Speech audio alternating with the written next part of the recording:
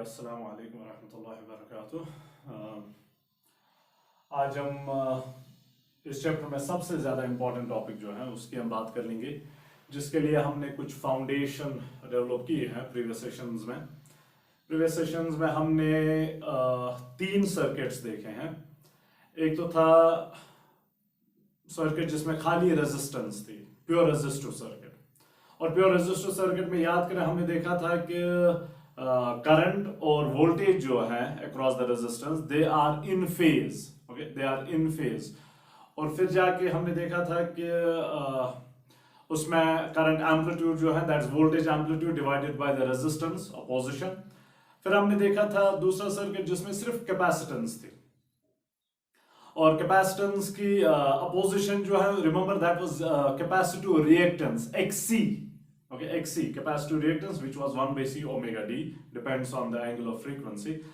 और फिर जाके हमने देखा था कि उसमें करंट जो है that is current is ahead of voltage by phase of 90 by phase of pi by 2।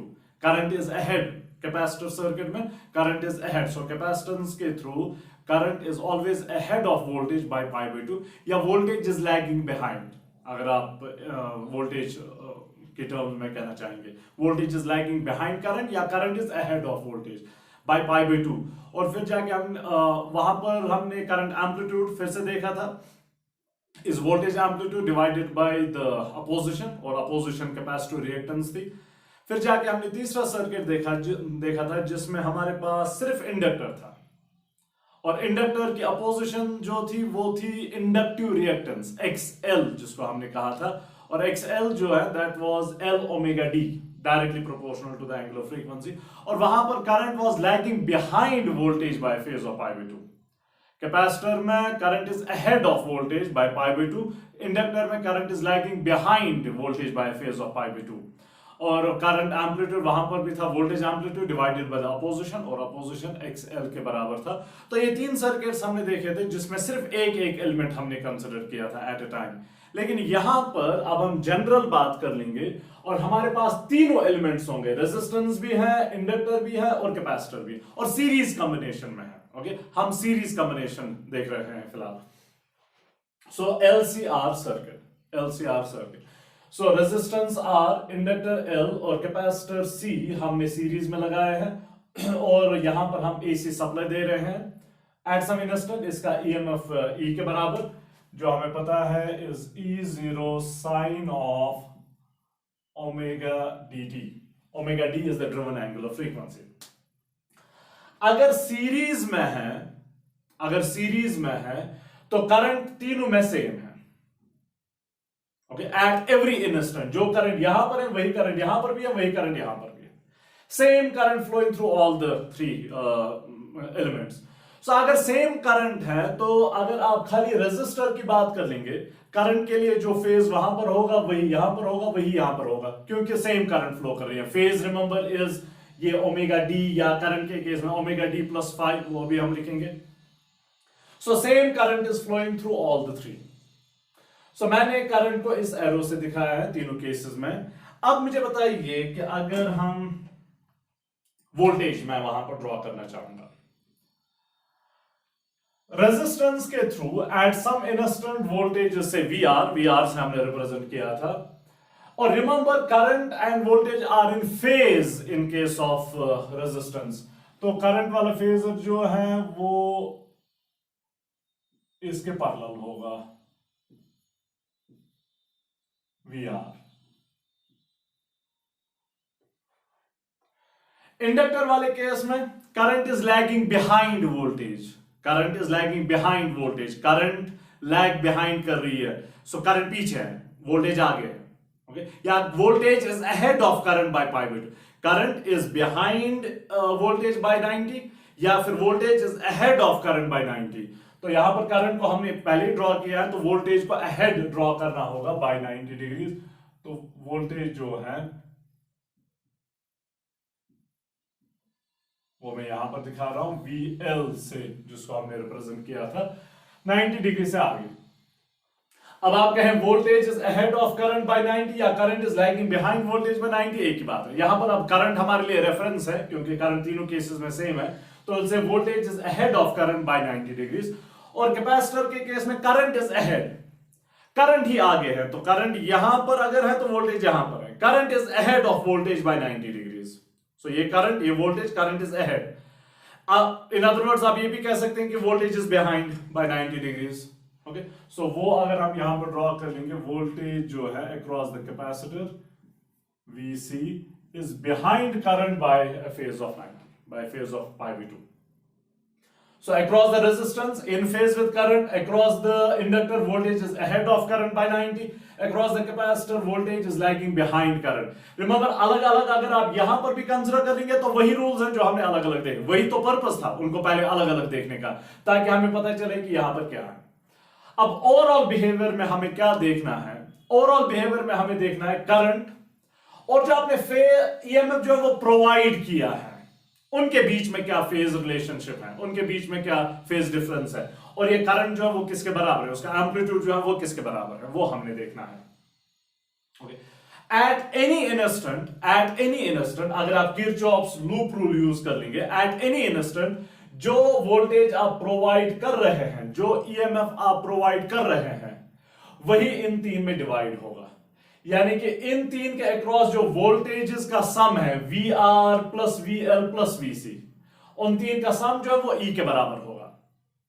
मैं अपनी स्टेटमेंट को थोड़ा सा चेंज करूंगा, गौर से सुनिएगा, काफी ज्यादा इंपॉर्टेंट स्टेटमेंट है। इनके अक्रॉस वोल्टेजेस का algebraic sum, not just sum, algebraic sum जो होगा इन तीन वोल्टेजेस का वो E के बराबर होगा। अब ये अलजेब्रिक सम क्यों, वाई नॉट 2 प्लस 2 प्लस 2? अगर ये 10 के बराबर है, मे बी 5 प्लस 2.5 प्लस 2.5, नहीं, वहां सिंपल सम काम नहीं करेगा क्योंकि ये फेज डिफरेंस का मसला है। वो अभी हम देख लेंगे थोड़ी देर में कि वो क्या मसला है। अलजेब्रिक सम याद रखना है, अलजेब्रिक सम में एडिशन भी आएगा, सब्ट्रैक्शन भी आएगा। ओके, अलजेब्रिक सम में एडिशन भी और सब्ट्रैक्शन भी। तो मैं यहां पर पहले इक्वेशंस लिखता हूं। सो हमारे पास EMF वाली इक्वेशन जो है, जो आपने प्रोवाइड किया है EMF, that is E is equal to E0 sine of omega dt. Call this equation 1. E0 sine of omega dt. अब जाके करंट जो है I, करंट की जनरल इक्वेशन में लिखता हूं, ऑफ कोर्स कुछ अननोन्स अभी वहां पर होंगे। I is equal to I0 current amplitude sine of omega dt plus phi. Call this equation 2. I is equal I0 sine of omega dt plus phi. फिलहाल तो मैंने जनरल इक्वेशन लिखी है, मुझे नहीं पता है कि एम्पलीट्यूड किसके बराबर है, मुझे नहीं पता है फेज डिफरेंस किसके बराबर है। हाँ, एक चीज हमने पहले ही देखी है, जो हमने ये डेवलप किया है अभी तक ये चैप्टर, कि साइनोसॉइडल EMF भी है, साइनोसॉइडल करंट भी है। एंगल ऑफ फ्रीक्वेंसी जो EMF की होती है वही एंगल ऑफ फ्रीक्वेंसी जो है वो करंट की होती है। तो ओमेगा डी यहां पर भी, ओमेगा डी यहां पर भी। हाँ, लेकिन ये दो पैरामीटर्स यहां पर अननोन है करंट के केस में, एक तो I0 करंट एम्पलीट्यूड और phi। बेसिकली वही दो हमें निकालने हैं इस सर्किट में, फिर फर्दर बिहेवियर कुछ देखना होगा। ओके, ये तो करंट का आ गया। अब what about voltage across the resistance? Voltage across the resistance VR मैं लिखूंगा as voltage amplitude IR0 sine of omega D, तो वही रहेगा एंगल ऑफ फ्रीक्वेंसी। अब एंगल क्या मैं यहां पर लिखूं? अजान हो रही है, so let's take a little break जब तक अजान खत्म होगी।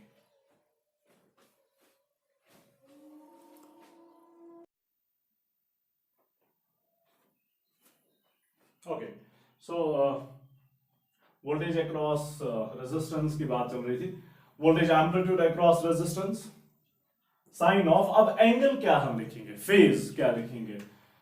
Remember, will we write omega dt, क्योंकि प्योर रेजिस्टिव सर्किट में हमने देखा था वोल्टेज का फेज और EMF का फेज सेम है, लेकिन यहां पर वैसा नहीं होगा। वो तो तब था जब खाली रेजिस्टेंस है। यहां पर क्या लिखेंगे? हमें पता है कि रेजिस्टेंस के अक्रॉस करंट और वोल्टेज जो है they are in phase, in phase का मतलब होगा जो करंट के लिए एंगल है वही वी आर के लिए एंगल रहेगा, तो omega D T plus five, omega D T plus five, call this equation 3। अब यहां पर अगेन फाई अननोन है जो हमें नहीं पता है, जो बेसिकली हमें निकालना होगा करंट में हम वो निकाल देंगे। V R zero voltage amplitude across the resistance, वो हमें नहीं पता है, लेकिन अगर हम करंट एम्पलीट्यूड निकाल देंगे तो वोल्टेज एम्पलीट्यूड निकाल सकते हैं ओम्स लॉ यूज करके। Voltage amplitude is equal current amplitude into resistance, तो वो तो हम निकाल सकते हैं, we are just one step away from that. तो बेसिकली हम ये निकाल देंगे, बाकी चीजें तो फिर हम निकाल सकते हैं। और फिर जाके इंडक्टर हमारे पास है। अब इंडक्टर के थ्रू वोल्टेज जो है VL that's equal to VL0 the amplitude, again वो हमें नहीं पता है किसके बराबर है, साइन ऑफ, अब एंगल क्या लिखेंगे, नोट कर ले वोल्टेज करंट जो across the inductor, voltage is ahead of current by 90 degrees, तो जो भी एंगल करंट के लिए होगा वोल्टेज के लिए एक्स्ट्रा पाई बाय 2 होगा, प्लस पाई बाय 2 होगा। तो करंट के लिए एंगल जो है that's omega D T plus five, इसके लिए फिर होगा plus pi by 2, okay, plus pi by 2, call this equation 4। और फिर जाके कैपेसिटर के लिए VC जो है amplitude of voltage into sine of, अब एंगल क्या लेंगे, नोट कर लें कैपेसिटर के लिए current is ahead of voltage by 90 degrees, या फिर voltage is lagging behind current by 90 degrees, pi by 2। So current का जो भी फेज होगा, जो भी एंगल होगा, वोल्टेज को माइनस पाई बाय 2 करके लिखना पड़ेगा। तो करंट का तो वही omega D T plus five, और इसके लिए अब माइनस पाई बाय 2 लिखना होगा, इक्वेशन 5, ओके, इक्वेशन 5। सो ये तीन चीजें हमें बेसिकली इन दो इक्वेशंस के साथ ज्यादा डील करना होगा, ये तीन इक्वेशंस हमारे लिए ज्यादा इंपॉर्टेंट नहीं रहेगी, लेकिन एनीवेज हमने यहां पर लिखा, कभी कभी किसी प्रॉब्लम में शायद यूजफुल रहेगा। We are voltage is equal voltage amplitude, sine of angle वही जो करंट के लिए है, इंडक्टर के लिए एंगल जो करंट के लिए उसको प्लस पाई बाय 2, और वोल्टेज अक्रॉस कैपेसिटर के लिए करंट का जो एंगल है उसके साथ माइनस पाई बाय 2, ओके, उसके साथ माइनस पाई बाय 2। खैर ये तो वोल्टेजेस का। अब जो मैं अभी कह रहा था कि जो आप वोल्टेज प्रोवाइड कर रहे हैं, अगर आप लूप रूल यूज कर लेंगे, किरचॉफ्स लूप रूल यूज कर लेंगे, तो जो आप प्रोवाइड कर रहे हैं वो इन तीन वोल्टेजेस का सम होना चाहिए। यहां पर लेकिन एक वर्ड में चेंज कर लूंगा, एक फ्रेज चेंज कर लूंगा, आई कॉल इट अलजेब्रिक सम। इन तीन का अलजेब्रिक सम जो है वो इसके बराबर होना चाहिए, because of this phase difference जो है। फेजर डायग्राम से वो बात ज्यादा क्लियर होगी, तो फेजर डायग्राम में पहले ड्रॉ कर लूंगा।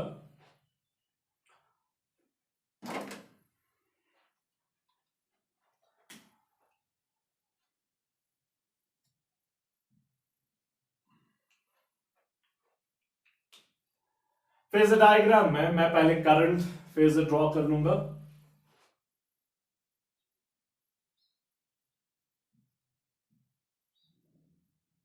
I0, उसका एंगल जो यहां पर होगा that will B omega D T plus five, omega D T plus five. फिर जाके वोल्टेज फेजर, अब वोल्टेज फेजर जो है रेजिस्टेंस के लिए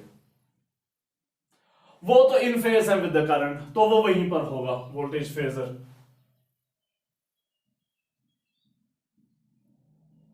वोल्टेज फेजर किसका वोल्टेज फेजर, रेजिस्टेंस का, VR0, और एंगल वही होगा omega D T plus five, same angle जो करंट के लिए है। अब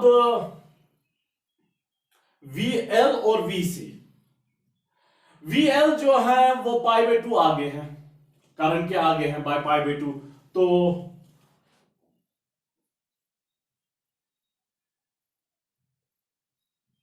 somewhere here VL0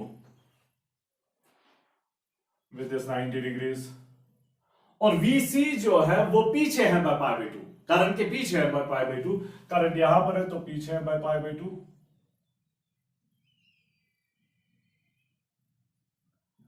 ये VC0,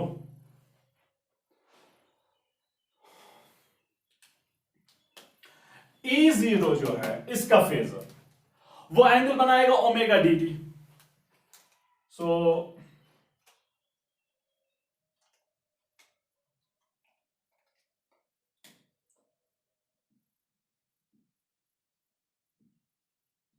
somewhere here A zero, ये एंगल ओमेगा डी टी और ये एंगल फाई।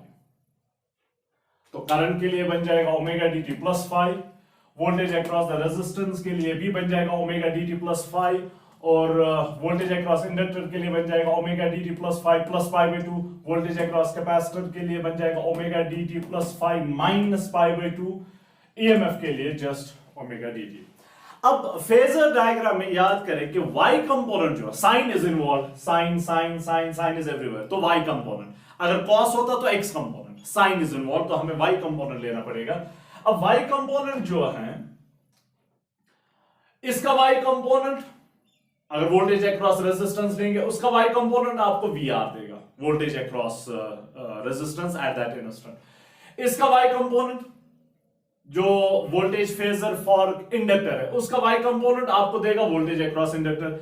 जो फेजर डायग्राम है फॉर कैपेसिटर, जो कैपेसिटर के लिए वोल्टेज फेजर है उसका y component will give you voltage across the capacitor, और ईएमएफ फेजर का y कंपोनेंट जो है that will give you EMF across the inductor, EMF that is provided at that instant, at that particular instant.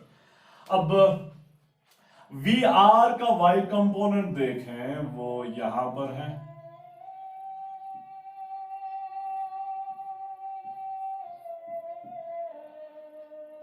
Okay अजान हो रही है, so let's stop again for a while.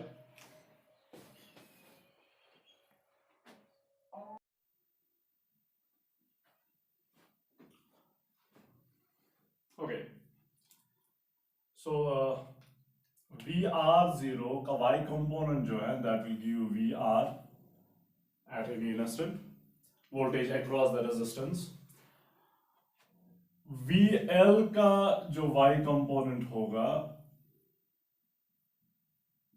VL0 का y component वो आपको VL देगा, voltage across the inductor at time t।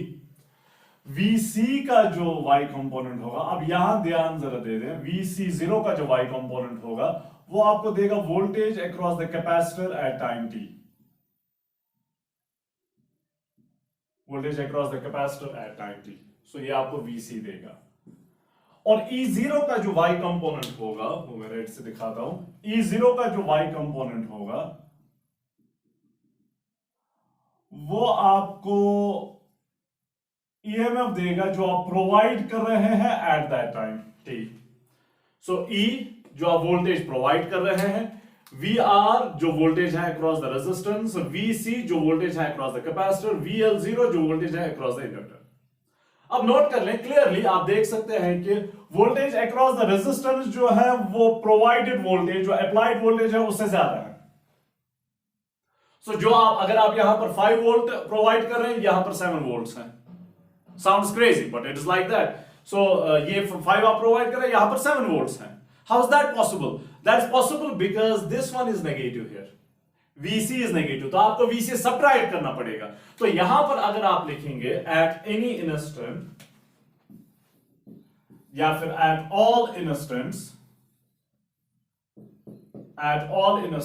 E जो है, जो आप प्रोवाइड कर रहे हैं, that should be algebraic sum of the three, Kirchhoff's loop rule, VR plus VL plus VC, इन तीन के सम के बराबर होगा। अब अल्जेब्रिक सम, क्यों अल्जेब्रिक सम? इस इंस्टेंट पे, जिस इंस्टेंट पे हमने फेजर डायग्राम ड्रॉ किया है उस टाइम की मैं बात कर रहा हूं। ऑफ कोर्स आगे चेंज हो जाएगा। VR is positive, VL is positive, लेकिन VC is negative. So VC जब आप यहां पर सब्स्टिट्यूट कर लेंगे, माइनस साइन के साथ सब्स्टिट्यूट करना होगा। मैं यहां पर एक्सप्लिसिटली माइनस साइन नहीं लिख रहा हूं, मैं तो प्लस ही लिख रहा हूं। VC नेगेटिव है तो नेगेटिव साइन के साथ फिर सब्स्टिट्यूट कर लेंगे। द रीजन मैं यहां पर माइनस नहीं लिख रहा हूं क्योंकि मैं जनरल इक्वेशन लिख रहा हूं, फॉर ऑल इंस्टेंट्स लिख रहा हूं। इस पर्टिकुलर इंस्टेंट के लिए अगर आप लिखेंगे तो फाइन माइनस आप लिख सकते हैं, लेकिन मैं हर किसी इंस्टेंट की बात कर रहा हूं। उसमें क्या मसला है? उसमें मसला है कि आगे चल के कभी ये नेगेटिव होगा, कभी ये नेगेटिव होगा, कभी ये पॉजिटिव होगा, तो साइन जो है वो इनकी चेंज हो जाएंगी। सो अकॉर्डिंगली यहां पर फिर आपको उनके वैल्यू साइंस के साथ लेने पड़ेंगे। सो अल्जेब्रिक सम उसलिए। So sometimes you can be asked a question कि आप जो वोल्टेज प्रोवाइड कर रहे हैं, can voltage across the resistance will be may be more than that? Yes, you can clearly see that. Can voltage across the inductor be more than that? Yes, that may happen with certain conditions, जो appropriate values अगर आप select कर लेंगे R, L और C के लिए. Can voltage across the capacitor be greater than the provided voltage? Yes, it can. आगे चल के हम एक्सरसाइजेस जब कर लेंगे, we will see it. We'll deal with some numbers. हम R का कुछ वैल्यू लेंगे, L का कुछ वैल्यू लेंगे, C का कुछ वैल्यू लेंगे, और फिर हम वहां पर देख लेंगे कि वोल्टेज अक्रॉस द इंडक्टर है ज्यादा इसके कंपैरिजन में, या वोल्टेज अक्रॉस द कैपेसिटर है इससे ज्यादा जो आप प्रोवाइड कर रहे हैं. अब हाउ डज थिंग्स वर्क? क्योंकि अलजेब्रिक सम लेना है, नॉट सिंपल सम, अलजेब्रिक सम लेना है. Call this equation 6. Okay, call this equation 6. Now यहां ये फेजर डायग्राम से मुझे एक बात लेनी है जो आगे मुझे बढ़ानी है. आगे मुझे नई फेजर डायग्राम ड्रॉ करनी है जिसमें मैं सिर्फ VR, E0, VC0 और VL0 को ड्रॉ कर लूंगा. नोट कर लें, VR0 का एंगल होगा ओमेगा dt प्लस फाई, जो करंट का एंगल है. VL का उससे आगे होगा बाय पाई बाय 2, VC उससे पीछे होगा बाय पाई बाय 2, और E का एंगल जो होगा वो ओमेगा dt होगा. Omega dt. सो मैं इस डायग्राम को आप इरेज कर लूंगा, नई फेजर डायग्राम हम ड्रॉ कर लेंगे. नई फेजर डायग्राम में हमें करना क्या होगा? हमें I0 निकालना है, जो बेसिक पर्पस अब हमारा है. आगे चल के हमें I0 निकालना है और फाई निकालना है, फिर डिफरेंट केसेस इसके देखने होंगे. So I0 will find out current amplitude using the phasor diagram. ऐसे सॉल्व करना काफी ज्यादा डिफिकल्ट है, सो हम ज्योमेट्रिकली डायग्रामेटिकली निकाल देंगे, और फाई का वैल्यू भी उसी डायग्राम से हम निकाल देंगे. सो आई इरेज दिस डायग्राम और मैं नई डायग्राम ड्रॉ कर लूंगा.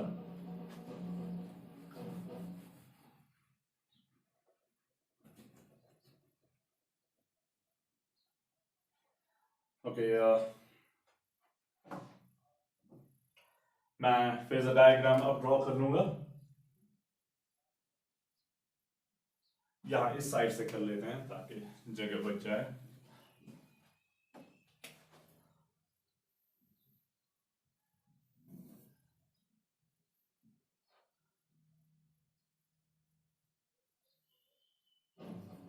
ये VR0 मैं ड्रॉ कर रहा हूं. VR0, we have to again take a break, little break. Okay, so हम फेजर डायग्राम की बात कर रहे थे. VR0 voltage phasor across the resistance, VL0 voltage phasor across the inductor, VC0 voltage phasor across the capacitor, E0 voltage phasor of the applied voltage. E0 जो है वो angle बनाता है ओमेगा dt. VR0 जो है that makes omega dt plus phi, same as that of current, same as that जो current के लिए ओमेगा dt plus phi, वही VR के लिए ओमेगा dt plus phi. और VL0 के लिए omega dt plus phi plus pi by 2, omega dt plus phi plus pi by 2, current के आगे है bye phase of pi by 2. और VC के लिए omega dt plus phi minus pi by 2, okay, minus pi by 2, omega dt plus phi minus pi by 2. Note कर लें, VL0 और VC0 जो है वोल्टेज अक्रॉस द इंडक्टर और voltage across the capacitor, they are out of phase by 180 pi. तो हर बार ऐसा होगा कि एक पॉजिटिव होगा दूसरा नेगेटिव होगा, हर बार ऐसा होगा. So if voltage across the inductor is positive, voltage across the capacitor will be negative. या voltage across the inductor is negative, voltage across the capacitor will be positive. So क्योंकि इनके बीच में phase difference जो है वो पाई के बराबर है, 180 के बराबर है. यहां इस टाइम अगर हम इस इंस्टेंट की बात कर लेंगे, VC0 का जो y कंपोनेंट होगा वो नेगेटिव होगा, meaning voltage across the capacitor negative होगी, और voltage across the inductor positive होगी क्योंकि इसका y कंपोनेंट पॉजिटिव है. आगे चल के कभी होगा कि ये यहां पर होगा, ये यहां पर होगा, तो साइंस जो है वो आफ्टर रेगुलर इंटरवल चेंज होंगी. सो इनके अक्रॉस जो वोल्टेज होगी, टोटल वोल्टेज के लिए अगर आप L और C का कंबाइंड वोल्टेज देखना चाहेंगे तो सब्ट्रैक्शन हमेशा करना पड़ेगा, okay, because they are always out of phase. एक हमेशा पॉजिटिव होगा, दूसरा हमेशा नेगेटिव होगा. खैर, अब नोट कर लें, E0 जो है, जो आप प्रोवाइड यहां कर रहे हैं, अब वही तो डिस्ट्रीब्यूट हो रहा है. तो VR0, VL0 और VC0, इन तीन का जो वेक्टर सम, अब यहां पर okay, vector sum, we are dealing with vectors now, इनका जो वेक्टर सम होगा वो E0 के बराबर होना चाहिए. ओके, E0 के बराबर। वहीं से हम शुरुआत कर लेंगे to find out our current amplitude. Okay, current amplitude निकालने के लिए। अब VC0 और VL0 दे आर अपोजिट। अच्छा, और एक बात यहां पर पहले नोट कर लें, VC0 को मैंने ज्यादा दिखाया एज कंपेयर टू VL0। मैंने वोल्टेज अक्रॉस द कैपेसिटर ज्यादा दिखाई है as compare to voltage across the inductor, value wise. Of course एक का नेगेटिव और दूसरे का पॉजिटिव। लेकिन ये हमेशा जरूरी नहीं है। कभी ये भी होगा कि इसके अक्रॉस वोल्टेज ज्यादा होगी, उसके अक्रॉस कम होगी। कभी ये भी होगा कि सेम होगा दोनों केसेस में। ओके, तो वो फिर आगे चल के प्लस और माइनस साइन जो है they will take care of things. So यहां पर फिलहाल मैं VC0 को बड़ा ले रहा हूं।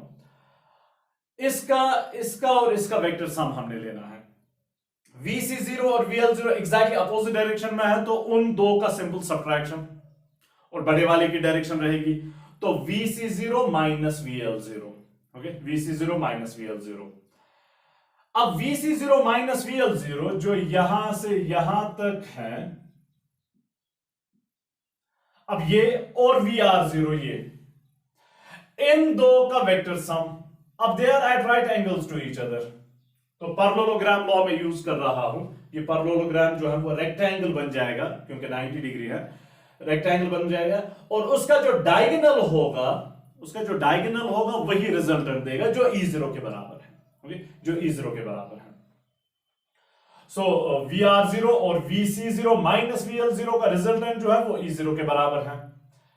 अब रेक्टेंगल बन रहा है तो ये साइड जो है वो भी VLC माइनस VL0 होगा। ये VR0, ये भी होगा VLC minus VC0 minus VL0 जो यहां पर है, और फिर जाके ये डायगोनल जो होगा वो रिजल्टेंट देगा।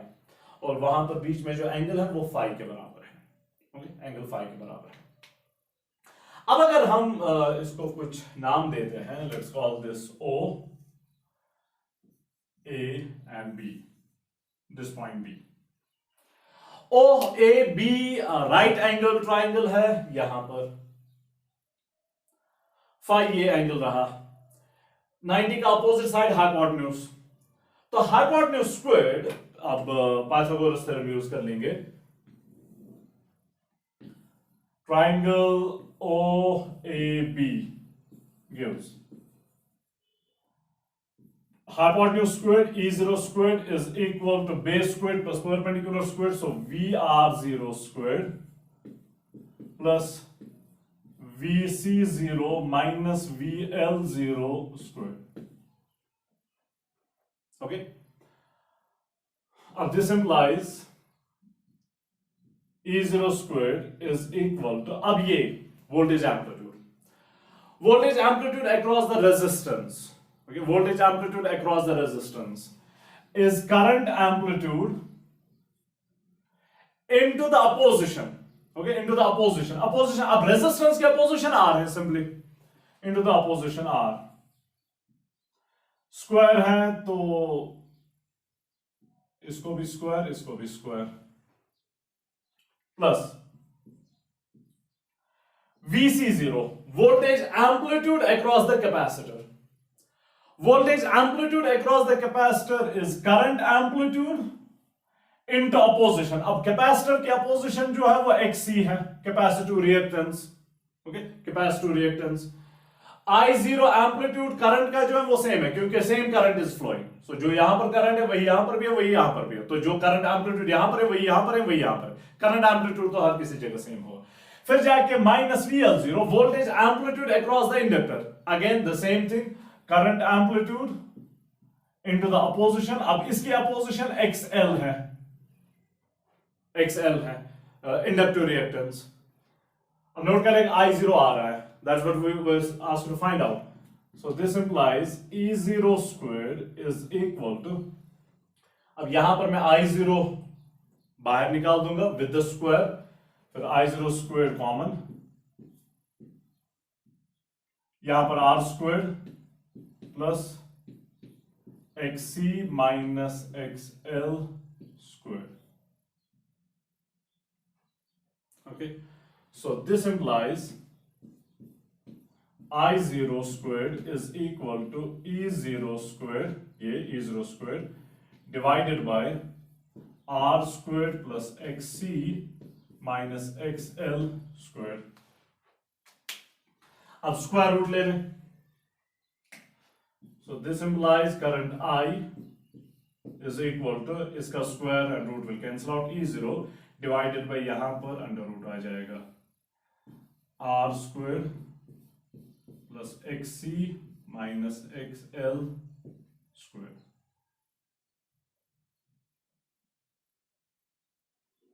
XC minus XL square. So ये करंट एम्पलीट्यूड है, ओके, करंट एम्पलीट्यूड है। I can write it as E0 divided by this whole thing we call Z. Z is the impedance, opposition. Remember, current is equal voltage divided by opposition. तो इसके अलग से opposition is R, इसके अलग से opposition is XL, इसके अलग से opposition is XC. अब इस series combination की opposition जो है we call that impedance. Impedance is Z, that opposition is Z, जो R पे भी depend कर रहा है, XC पे भी और XL पे भी। उसमें से ये part जो है XC minus XL, rather इसका modulus, XC minus XL का modulus, that is called total reactance. Remember, this is capacitive reactance, this is inductive reactance, this is total reactance. Subtract आपको करना पड़ेगा, XC minus XL है, okay, XC minus XL है, subtraction. Okay, खैर ये हमारे पास current amplitude आ गया, current amplitude, call this equation 7.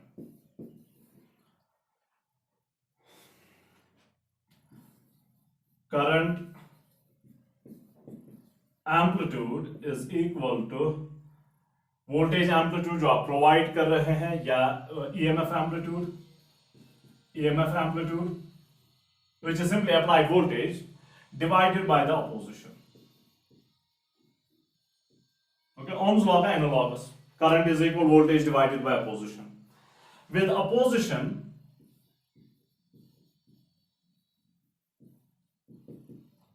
Z equal to under root of this thing R squared plus XC minus XL squared. XC minus XL squared.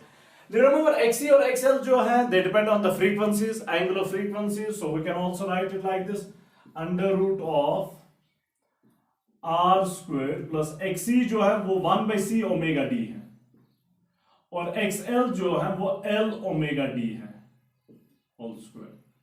So impedance जो है opposition, जिसको हम impedance कहेंगे, impedance जो है that depends on the angular frequency.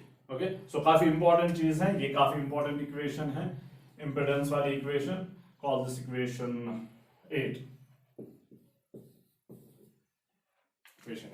So impedance total opposition series combination की किसके बराबर, R squared plus XC minus XL whole square।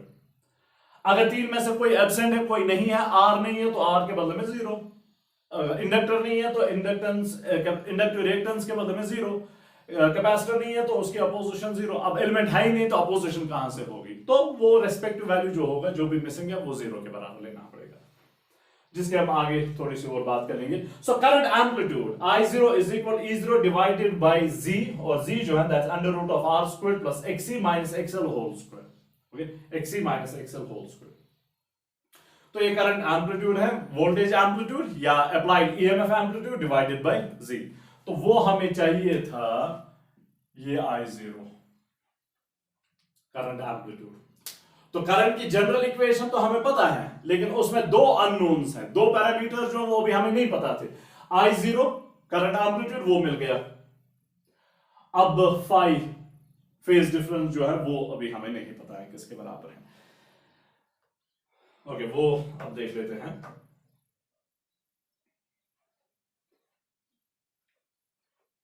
Remember, impedance जो है that depends on angular frequency, और अगर ये एंगुलर फ्रीक्वेंसी पे डिपेंड कर रहा है तो I0 भी एंगुलर फ्रीक्वेंसी पे डिपेंड करेगा। सो अगर आप सोर्स के एंगुलर फ्रीक्वेंसी चेंज कर लेंगे, करंट एम्पलीट्यूड जो होगा वो भी चेंज हो जाएगा। करंट एम्पलीट्यूड चेंज होने का मतलब होगा करंट चेंज हो रही है, करंट एम्पलीट्यूड चेंज हो रहा है तो करंट चेंज हो रही है, तो एवरेज करंट चेंज होगी, RMS करंट चेंज होगी, वो सभी करंट जो है वो चेंज हो जाएंगी। सो मैं ये वाला पार्ट इरेज कर लूंगा।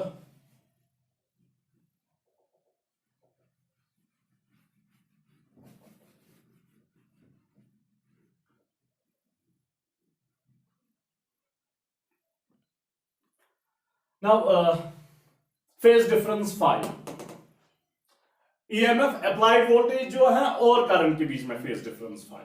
ओके, अब वो भी हम इसी ट्राइंगल से देख सकते हैं, ओ ए बी से फाई ये रहा, फाई ये रहा, tan ऑफ फाई हम लेंगे इस ट्राइंगल से। Okay, tan of phi from triangle O A B, tan of phi is equal tan of phi perpendicular divided by base, opposite side divided by adjacent side। अब opposite side जो है that is VC0 minus VL0, VC0 minus VL0 divided by this is VR0, VR0। अब वही चीज जो हमने यहां पर की थी, VR0 के बदले में I0R, VC0 के बदले में I0XC, VL0 के बदले में I0XL, वही चीज हम यहां पर लिखेंगे। VL0 के बदले में voltage amplitude across the capacitor, I0 current amplitude into opposition XC minus I0XL वो current amplitude into opposition divided by VR0 voltage amplitude across the resistance, current amplitude into opposition, इसके अपोजिशन R के बराबर है। अब I0 जो है वो आप ऊपर कॉमन निकाल सकते हैं और नीचे I0 के साथ कैंसिल होगा। So this implies tan of phi is equal to XC minus XL divided by R।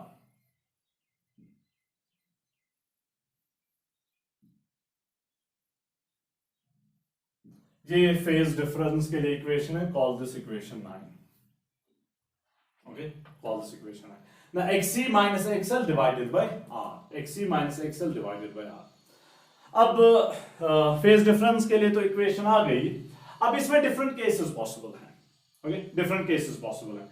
कभी XC ज्यादा होगा XL से, कभी XL ज्यादा होगा XC से, कभी दोनों बराबर भी हो सकते हैं। रिमेंबर, अगर आप जो सोर्स आपके पास है उसकी फ्रीक्वेंसी को चेंज कर लेंगे, ओमेगा डी को चेंज कर लेंगे, ओमेगा डी चेंज होने की वजह से XC भी चेंज होगा और XL भी चेंज होगा। XC जो है that is inversely related to omega D और XL जो है that is directly proportional to omega D. तो अगर आप यहां पर एंगल ऑफ फ्रीक्वेंसी जो है वो इंक्रीज कर रहे हैं, एंगल ऑफ फ्रीक्वेंसी सोर्स की इंक्रीज कर रहे हैं, तो XC डिक्रीज होगा लेकिन XL इंक्रीज होगा। अगर फ्रीक्वेंसी को डिक्रीज कर रहे हैं तब ये इंक्रीज होगा, ये डिक्रीज हो जाएगा। ओके, वो जरा देख लेते हैं। वो 3 केसेस हम यहां पर देख लेंगे। केस 1, अगर XC जो है that is greater than XL, circuit is said to be more capacitive than inductive. Capacitor वाला इफेक्ट जो होगा वो ज्यादा डोमिनेट कर लेगा। ओके, उसके अपोजिशन ज्यादा है तो ये डोमिनेट कर लेगा, इसके अपोजिशन कम है, तो circuit is said to be more capacitive,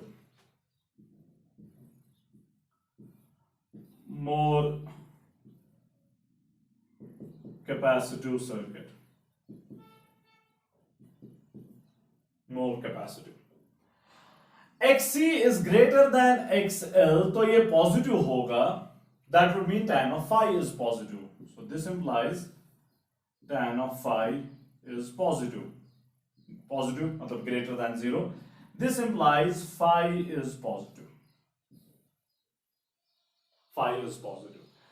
अगर phi positive है तो current is ahead of EMF by phase of phi, ahead।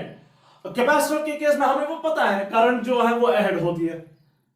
यहां पर बेसिकली दोनों चीजें हैं, रेजिस्टेंस तो पैसिव है as per phase difference is concern, इसके वजह से कोई फेज डिफरेंस इंट्रोड्यूस नहीं होता है।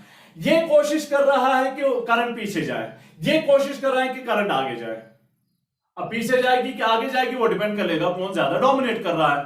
अगर कैपेसिटर डोमिनेट कर रहा है तो करंट ऑब्वियसली आगे जाएगी, अहेड होगी। तो वही यहां पर आ रहा है, for more capacitive circuit XC greater than XL, phi is greater than 0 मतलब पॉजिटिव, तो current is ahead of EMF, current is ahead of EMF, current is ahead of EMF। Current is ahead of EMF. कितना ahead, that will be given by this equation. वहां XC, XL और R के values फिर पता होने चाहिए, फिर आप फाई का वैल्यू निकाल सकते हैं। सो फिलहाल तो हमें ये पता चल गया है कि current is ahead. Okay, current कितना अहेड वो इस इक्वेशन से निकाल सकते हैं once you know the values.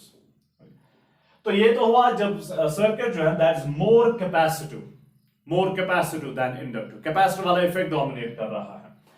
अब जाके अगर XC is less than XL, इसका उल्टा, एग्जैक्टली इसका उल्टा, तो वो हम देख लेते हैं।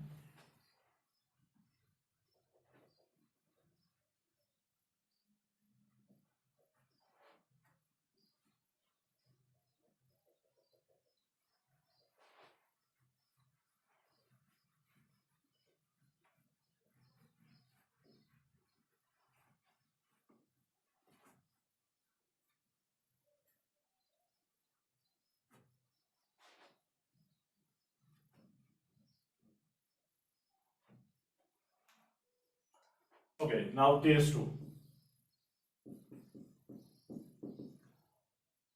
XC is less than XL.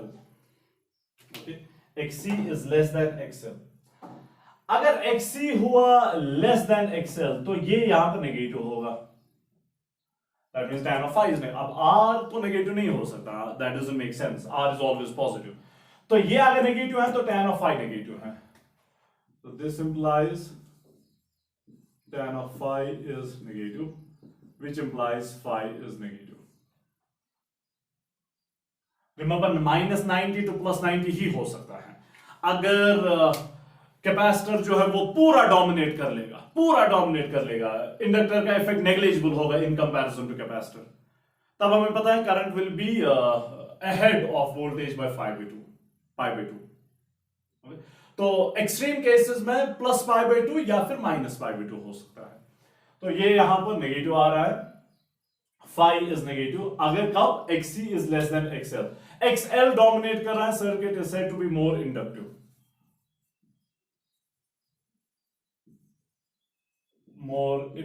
circuit.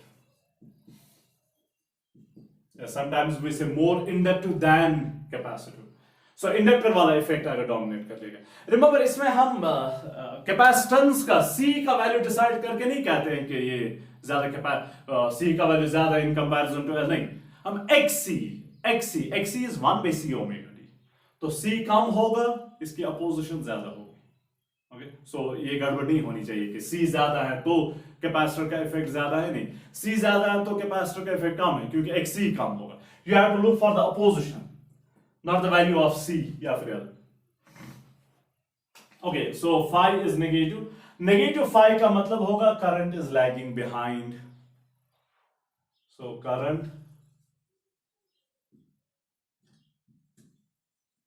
lags behind EMF. कितना behind? That will be given by this equation then. XC minus XL divided by R.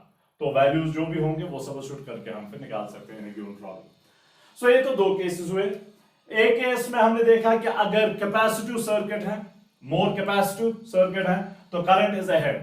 हमें पता है कैपेसिटर की वजह से करंट इज अहेड, तो अगर वही डोमिनेट कर रहा है तो करंट विल बी अहेड। अगर इंडक्टर डोमिनेट कर रहा है, मीनिंग कि सर्किट जो है वो मोर इंडक्टिव है देन कैपेसिटिव, तो current will B lagging behind, क्योंकि इंडक्टर का तो वही इफेक्ट होता है कि करंट पीछे चली जाए।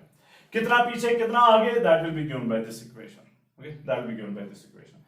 अब तीसरा केस,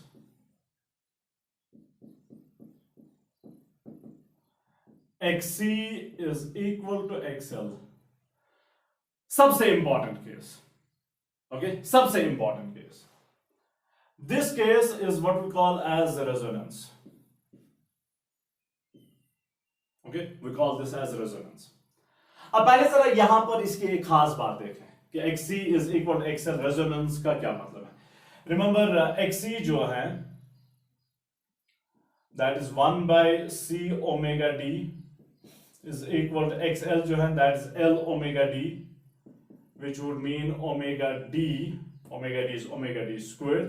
L को नीचे लाएंगे 1/LC, स्क्वायर को दूसरे साइड से तो 1/√of LC। Now this is special frequency, Is it? This is special. What's special about it? Special about it. Angular frequency, driven angular frequency is same as natural angular frequency. Natural angular frequency. ये आपने grade 11 में भी oscillations में देखा होगा कि resonance के time drivers frequency जो है that matches the natural angular frequency 1 by LC, 1 by root of LC in this case. Okay, खैर वापस आते हैं. अगर ये दो बराबर हुए तो ये जीरो बन जाएगा. So this implies tan of phi is equal to 0. Tan of phi is equal to 0 means phi is equal to 0. Tan of 0 ही 0 के बराबर होता है, तो phi is equal to 0. इसका क्या मतलब हुआ? Phi is equal to 0. Current is in phase with EMF. Current is in phase with EMF. So current जो सर्किट में होगी और जो ईएमएफ आपने प्रोवाइड किया है they will be in phase. ना इसका ये हरगिज मतलब नहीं है कि यहां पर वोल्टेज और करंट आर इन फेज या यहां पर voltage and current are in phase. नहीं, अलग अलग तो वही रहेगा जो हमने देखा है. रेजिस्टेंस के केस में current and voltage are always in phase. Capacitor के केस में current is lagging behind voltage by pi by 2 always, हमेशा. अलग से कैपेसिटर का देखेंगे, current is ahead of voltage by phase of pi by 2, हमेशा अलग अलग अगर देखेंगे. लेकिन यहां पर हम करंट और अप्लाइड वोल्टेज की बात करें, अप्लाइड वोल्टेज ईएमएफ की बात कर रहे हैं, they are in phase. Okay, they are in phase. So phi is equal कब 0 के बराबर? जब रेजोनेंस होता है, when XC is equal to XL, जब driven angular frequency is same as natural angular frequency. This is same as natural angular frequency. Okay, same as natural angular frequency.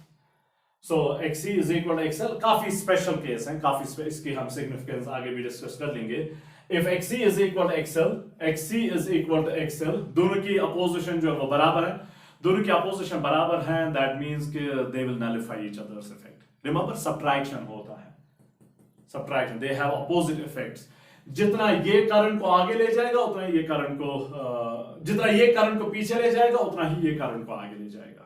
Okay, so they cancel each others effect with the result phi जो है वो 0 के बराबर है. Phase difference is equal to 0. Phase difference is equal to 0. Okay, अब अगर हम यहां पर एंगुलर फ्रीक्वेंसी को चेंज कर लेंगे, एंगुलर फ्रीक्वेंसी को चेंज करेंगे तो XC और XL चेंज हो जाएंगे, तो फाई चेंज हो जाएगा. फाई चेंज होगा, उसके साथ Z भी चेंज होगा, इंपेडेंस भी चेंज होगी क्योंकि वो भी XC और XL पे डिपेंड करते हैं. तो करंट चेंज होगी, करंट एम्पलीट्यूड चेंज होगा. तो उसकी हम यहां पर थोड़ी सी बात कर लेंगे.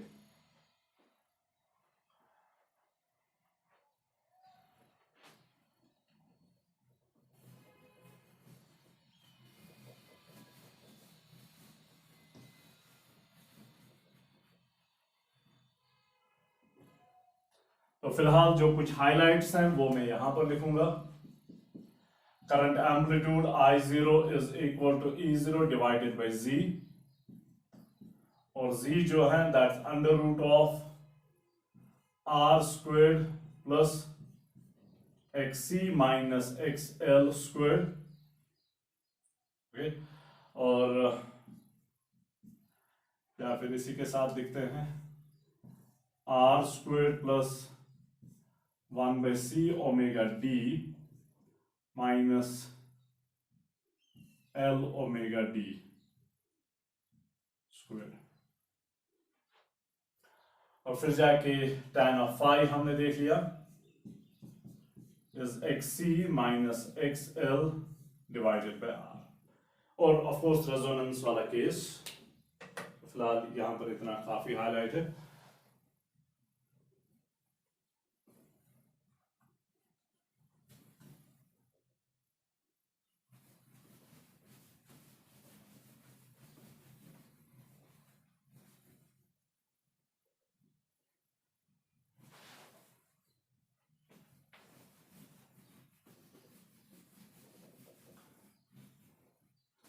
और अब मैं चाहता हूं कि मैं करंट एम्पलीट्यूड का ग्राफ ड्रॉ कर लूं. अगर आप यहां पर एंगल ऑफ फ्रीक्वेंसी को चेंज कर रहे हैं, तो हमें पता है एंगल ऑफ फ्रीक्वेंसी को चेंज कर लेंगे तो जी चेंज होगा, जी चेंज होगा तो I0 भी चेंज होगा। ओके, तो करंट एम्पलीट्यूड चेंज होगा, करंट एम्पलीट्यूड चेंज होगा, दैट सिंपली मींस कि एवरेज करंट भी चेंज होगी, आरएमएस करंट भी चेंज होगी, so everything changes. Current change होने का मतलब होगा हीट डिसिपेटेड जो है वो भी चेंज होगी, पावर चेंज होगा एंड सो ऑन। अब मैं दो पहले केसेस यहां पर हाईलाइट कर लूंगा। If omega D is equal to 0 या omega D is tending to 0, काफी लो फ्रीक्वेंसी की हम बात करेंगे। अगर इक्वल टू 0 है then we are talking about DC, और अगर tending to 0 that means we are talking about very low frequencies. Okay, very low frequencies. Omega D अगर 0 के बराबर है या एक्स डी ओमेगा डी जो है दैट इज टेंडिंग टू 0, तब हमें पता है कि एक्सी जो है XC which is 1 by C omega D, अब omega D tending to 0 तो XC जो है that will tend to infinity. That means कि कैपेसिटर की अपोजिशन जो है वो इन्फिनाइट अपोजिशन प्रोवाइड कर लेगा, इन्फिनाइट अपोजिशन। अगर ये इन्फिनाइट अपोजिशन प्रोवाइड कर लेगा, will it allow any current to flow? No. ये हमने इससे अलग से भी देखा है प्योर कैपेसिटिव सर्किट्स में, इस वाले केस में कि अगर ओमेगा डी इज इक्वल 0 या omega D is tending to 0 देन उसकी अपोजिशन इन्फिनाइट होगी, करंट 0 के बराबर होगी। रिमेंबर हमने इसको कहा था कि it's a high pass filter, it has a tendency to allow high frequencies, low frequencies को ब्लॉक कर लेता है। So omega D is very low तो उसे ब्लॉक कर लेगा। सो करंट जो है, करंट एम्पलीट्यूड जो है वो 0 के बराबर होगा। You can clearly see here, अगर XC इन्फिनाइट है तो ये सब कुछ इन्फिनाइट बन जाएगा, Z इन्फिनाइट है तो करंट जो है वो 0 के बराबर बन जाएगी। तो ये एक इसमें। दूसरा,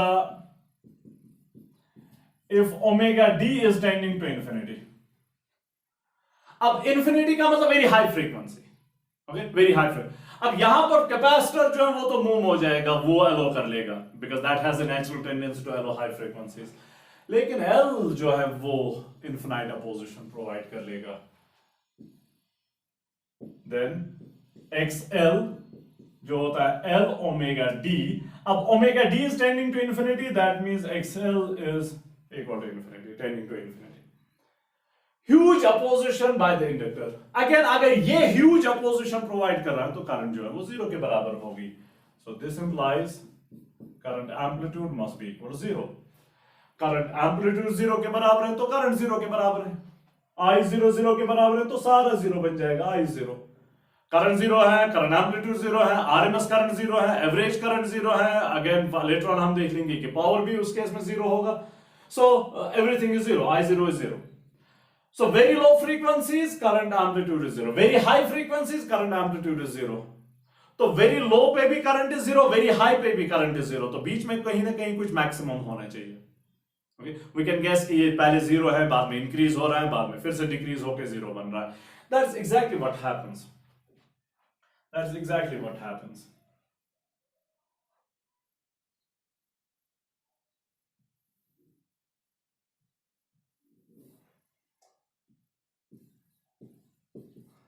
Omega D driven angle of frequency, I0 current amplitude. मैं 3 कर्व्स यहां पर ड्रॉ कर लूंगा for different values of R के डिफरेंट वैल्यूज लेके। ओके,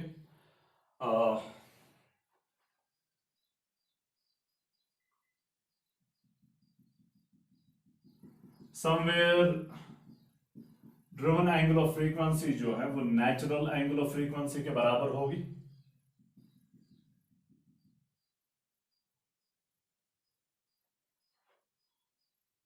काफी लो फ्रीक्वेंसी तो current is 0, 0 frequency current is 0, काफी हाई फ्रीक्वेंसी करंट इज 0।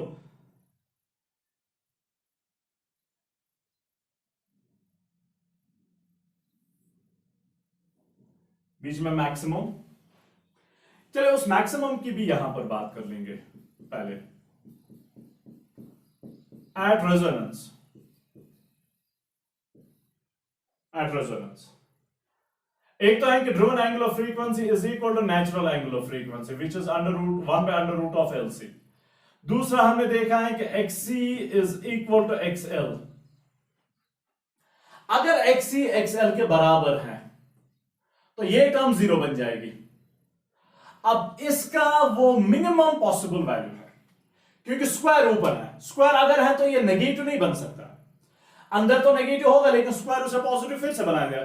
तो स्क्वायर के साथ अगर आप देखेंगे तो मिनिमम पॉसिबल वैल्यू जो इसका है वो 0 के बराबर है।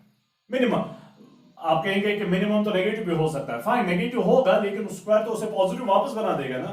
सो अल्टीमेटली जो है 0 इज द मिनिमम वैल्यू अगर आप स्क्वायर को भी काउंट कर लेंगे। इसका 0 वैल्यू जब होगा, मिनिमम वैल्यू जब होगा तो Z का मिनिमम वैल्यू होगा।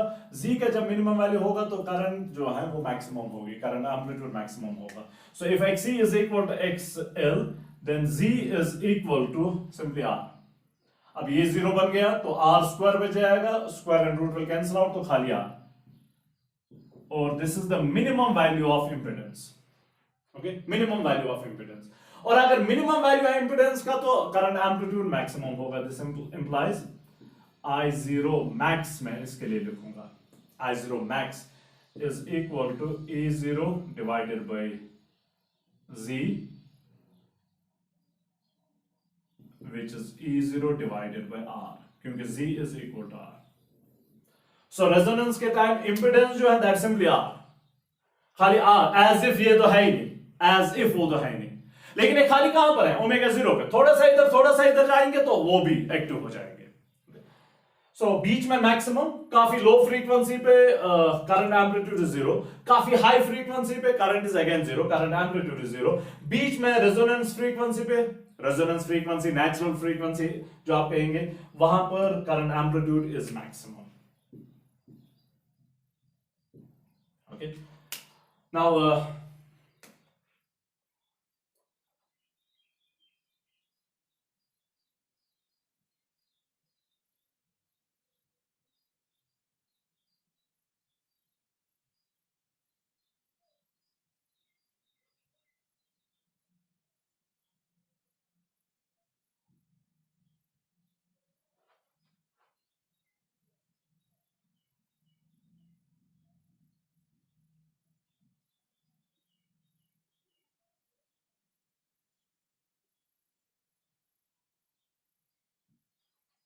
ये और एक करूं,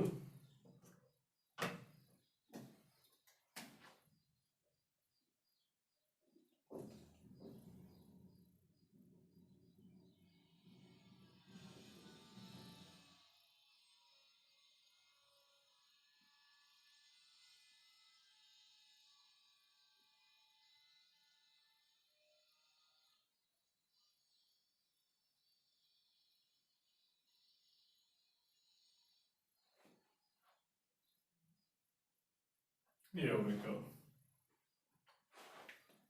मैं आपको वैल्यूज दे रहा हूं।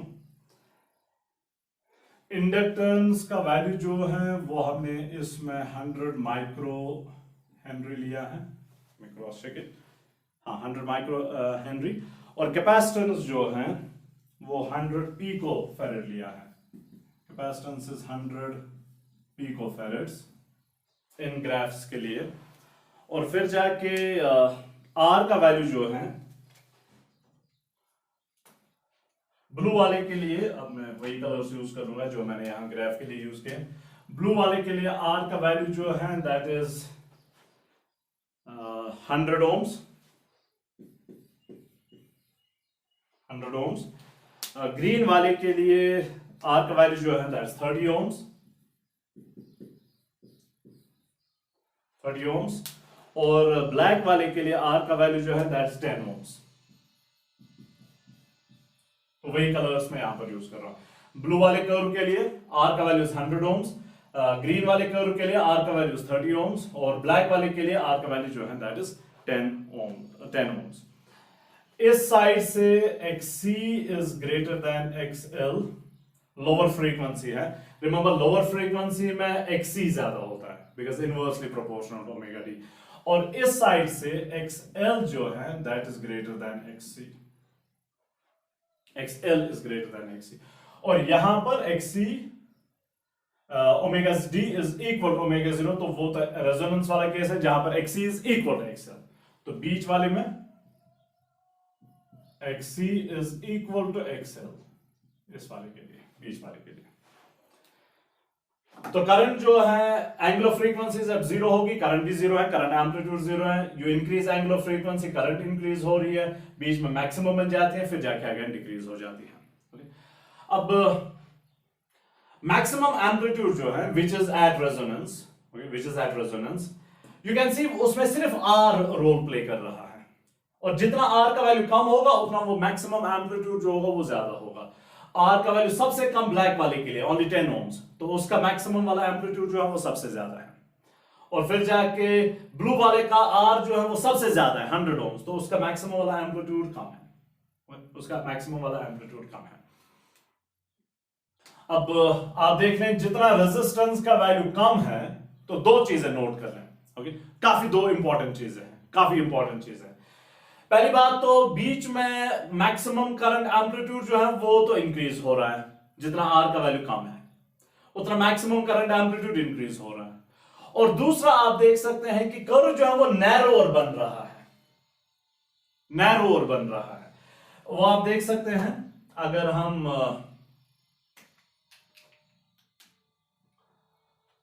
RMS की बात कर लेंगे, रिमेंबर RMS जो होता है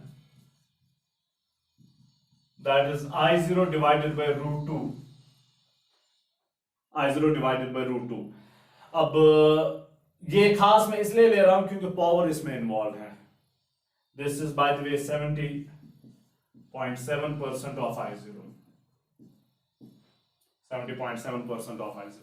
अब ये खास IRMS ही क्यों हम ले रहे हैं, क्योंकि पावर में आगे चल के हम देखेंगे पावर में IRMS ही होता है, ओके, पावर में IRMS ही होता है, to be exact IRMS squared होता है, तो that's why we talk in terms of IRMS here.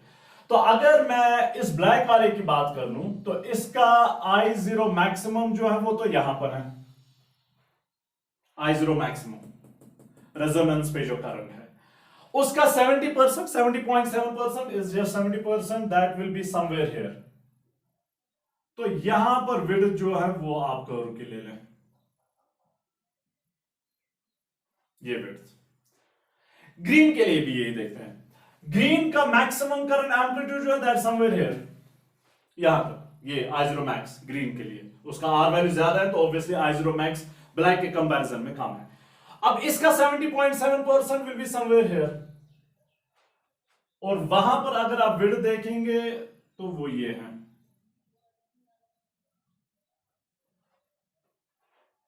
और ब्लू के लिए अगर हम देखेंगे, ब्लू के लिए करंट मैक्सिमम जो मैक्सिमम करंट एम्पलीट्यूड है वो यहां पर है, उसका 70% विल बी समवेयर हियर, या समवेयर हियर, तो उसकी विड्थ जो है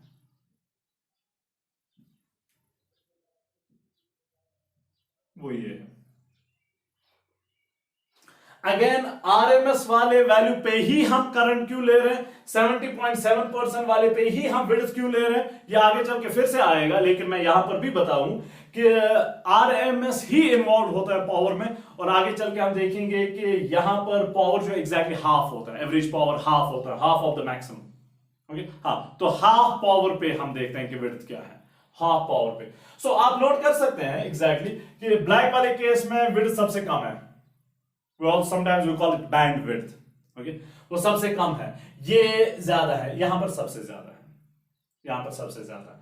अब इसका क्या मतलब है, इसका क्या मतलब है, अगर हम फ्रीक्वेंसी को चेंज कर लेंगे, सपोज मैं कोई फ्रीक्वेंसी जो है वो यहां पर ले रहा हूं, यहां पर इसलिए क्योंकि यहां पर ऑलमोस्ट तीनों का करंट वैल्यू जो है वो सेम है, ये मैंने ले लिया ओमेगा डी कुछ, ओमेगा D1 कुछ समथिंग लाइक दैट।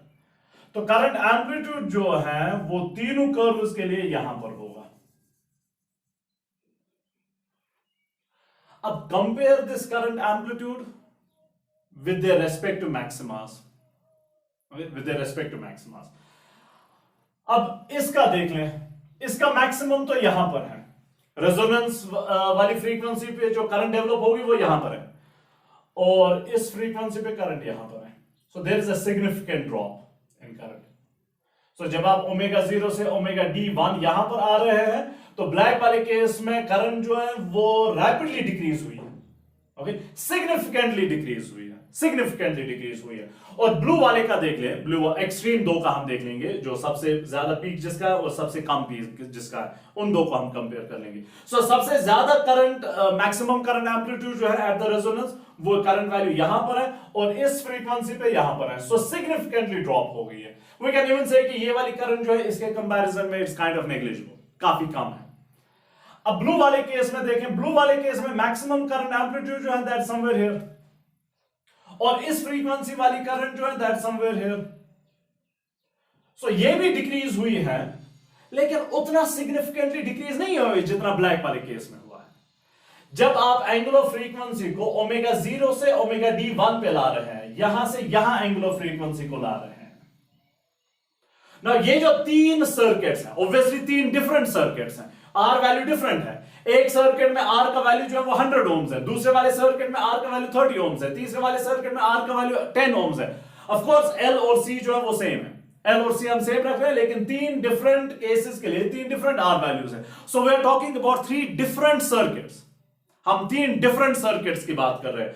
और जब आप इन तीनों सर्किट्स में फ्रीक्वेंसी जो है वो ओमेगा 0 से ओमेगा D1 पे ला रहे हैं, अब L और C वैल्यू दोनों का सेम है, तीनों सर्किट्स के लिए सेम है, तो ओमेगा 0 तीनों के लिए सेम होगा। ओमेगा 0 हमें पता है इज 1 पे रूट ऑफ LC, अब उसमें तो R का कोई रोल नहीं है, उसमें तो L और C ही रोल प्ले करते हैं। तो L और C तीनों सर्किट्स के लिए सेम है, तो ओमेगा 0 तीनों के लिए सेम है, लेकिन R वैल्यू डिफरेंट है। तो तीनों सर्किट्स में अगर आप फ्रीक्वेंसी को डिक्रीज कर रहे हैं from omega 0 to omega D1, omega 0 to omega D1, आप देख लें इस वाले ब्लैक, दो एक्सट्रीम ब्लैक और ब्लू मैं कंसीडर करूंगा। ब्लैक वाले केस में करंट जो है वो ड्रॉप हो रही है from this value to this value, so there is a significant decrease, significantly decrease हुआ है। और अगर आप ब्लू वाले का देख लेंगे, वहां पर करंट जो है वो यहां से यहां डिक्रीज हुआ है, डिक्रीज तो हुई है लेकिन उतना सिग्निफिकेंटली डिक्रीज नहीं हुई है। तो ब्लैक वाले केस में तो आप कह सकते हैं कि अब जो करंट एम्पलीट्यूड है वो इस करंट एम्पलीट्यूड के, रेजोनेंस वाले करंट एम्पलीट्यूड के कंपैरिजन में नेग्लिजिबल है, काफी कम है। लेकिन वो बात आप ब्लू के कंपैरिजन में नहीं कह सकते, ब्लू वाले केस में नहीं कह सकते। ऐसे ही अगर आप फ्रीक्वेंसी को इंक्रीज कर लेंगे, दूसरे साइड से लेंगे, चलिए मैं फ्रीक्वेंसी यहां पर लेता हूं या यहां पर लेते हैं, ऑलमोस्ट सेम पॉइंट है, ओमेगा D2 में ले रहा हूं वहां पर। सो आपने फ्रीक्वेंसी को यहां से यहां इंक्रीज किया है, तीनों सर्किट्स में आप फ्रीक्वेंसी को यहां से यहां इंक्रीज कर रहे हैं। What's happening to current amplitude? अगर हम दो एक्सट्रीम्स का कंपेयर कर लेंगे, ब्लैक और ब्लू का, यहां पर करंट एम्पलीट्यूड जो है that's again somewhere here, almost same या उससे थोड़ा कम हियर। फिर से आप देख सकते हैं कि ब्लैक वाले में there is a significant decrease और ब्लू वाले केस में there is no significant decrease. Decrease तो हुआ है लेकिन बहुत ज्यादा सिग्निफिकेंट नहीं है, लेकिन ब्लैक वाले केस में बहुत ज्यादा सिग्निफिकेंट है। सो इसका क्या मतलब हुआ? इसका मतलब हुआ कि ब्लू वाला जो है, अगर आप फ्रीक्वेंसी को यहां से यहां चेंज कर रहे हैं, omega D1 to omega D2, current जो है वो चेंज तो हो रही है लेकिन बहुत ज्यादा सिग्निफिकेंटली चेंज नहीं हो रही है। दैट मींस ब्लू सर्किट जो है, जिसकी रेजिस्टेंस जो 100 ओम्स के बराबर है, ब्लू वाला सर्किट जो होगा that responds quite well to this frequency, to this frequency, to this frequency, to this frequency. So जिन फ्रीक्वेंसीज को वो रेस्पॉन्ड कर रहा है, रेस्पॉन्ड का मतलब होगा जिन फ्रीक्वेंसीज के लिए करंट जो है वो अच्छी खासी करंट होगी, ओके, अच्छी खासी करंट। अब अच्छी खासी करंट जो होगी वो हम कंपेयर किसके साथ कर रहे हैं? उसके मैक्सिमम वैल्यू के साथ कर, हम I0 मैक्स के साथ कंपेयर करके कहते हैं कि अच्छी खासी करंट। अदरवाइज आप कहेंगे कि यहां पर तो 1 एम्पियर है, तो यहां पर तो 1 मिली एम्पियर है, तो वो कहां अच्छी खासी करंट है? नहीं, कंपैरिजन हमारा I0 मैक्स के साथ है।